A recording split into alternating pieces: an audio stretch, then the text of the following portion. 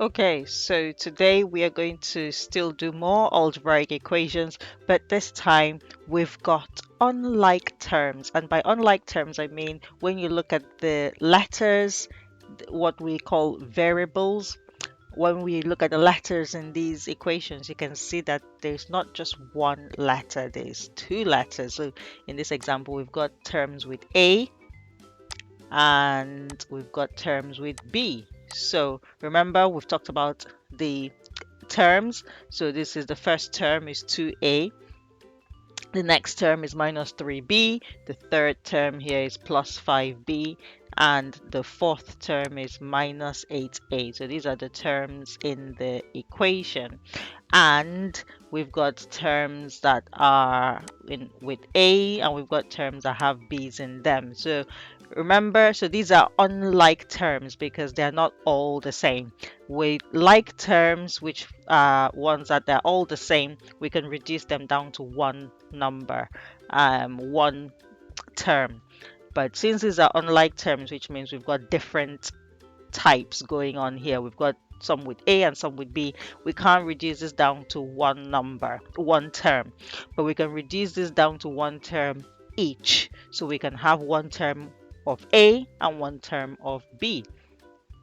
So the first thing we're going to do now is to what we call technically collecting like terms, which just means let's just make it simple for ourselves. Let's put all the ones with A to one side because we can see them easily, and let's put all the ones with B to one side so we can see them easily. It's like trying to sort out the apples and pears.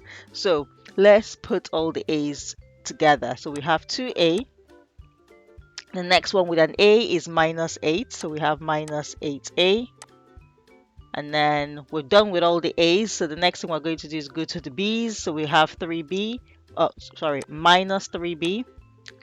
And then we have plus 5B. Okay. So now that we've done that, the next thing we're going to do is to simplify. And all that means is, that's just a big word to say, let us reduce it down to one term for each essentially type of term. So here we have 2a minus 8a. So we can use the number line. So if we start at 2 and we're hopping 8 to the left because we are subtracting, we go 1, 2, 3, 4, 5, 6, 7, 8.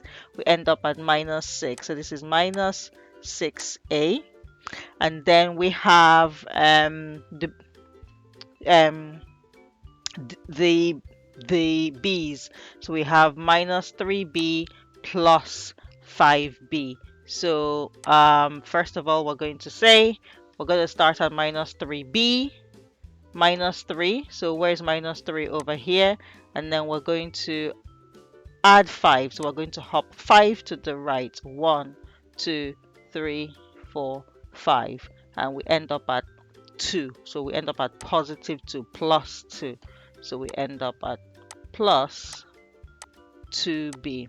You could have rewritten this one. So since you have minus 3b plus 5b, you could have rewritten this to be 5b minus 3b, which is a lot more easier to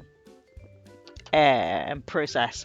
So we end up here finally with minus 6a plus 2b. So this is as much as we can simplify it because these now are unlike terms. So you have one with A, one with B. You can't reduce them any further than this. So this is where we end up.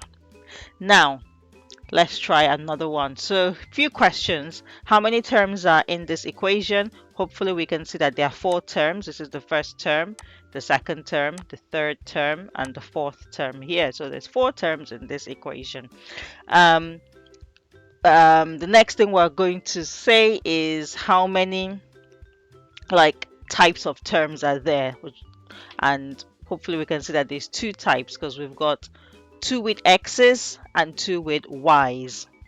So when we know, so we should at this point see that the most we can simplify this down to will be 2 terms because will be 1 term for x and 1 term for y.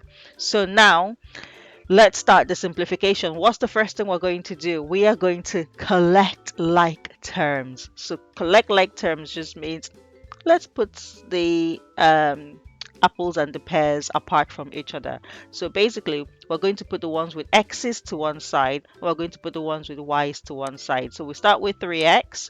The next term with an x is the minus 5x. And then we're going to add on the y's then, plus 8y, which is this one, and then minus y, which is this one. So now we're going to simplify even further by saying 3x minus 5y. 3x minus 5x. So here, let's get another color because we're going to our number line. I mean, if it's not obvious, I always say use the number line. Ain't no shame in using the number line. So start at 3x. So 3 is over here. And we're going to hop 5 to the left because we're subtracting 1, 2, 3, 4, 5, and we end up at minus 2. Yeah, so that is minus 2x. So that is what we've got here. I will just get the pen working properly. So yep, so we end up with minus 2x, and then for the y's we have 8y minus y. So this is the same thing as 1y. So 8 minus 1 is 7y. So plus 7y. So we ended up with minus 2x plus 7y. And this is the furthest we can simplify this to, because at this point they are unlike terms. Hope that was useful. Thank you. If you've enjoyed that or you've enjoyed any of my other videos, please like and share, and most importantly, click the subscribe button. Let me know if you'd like me to solve something else.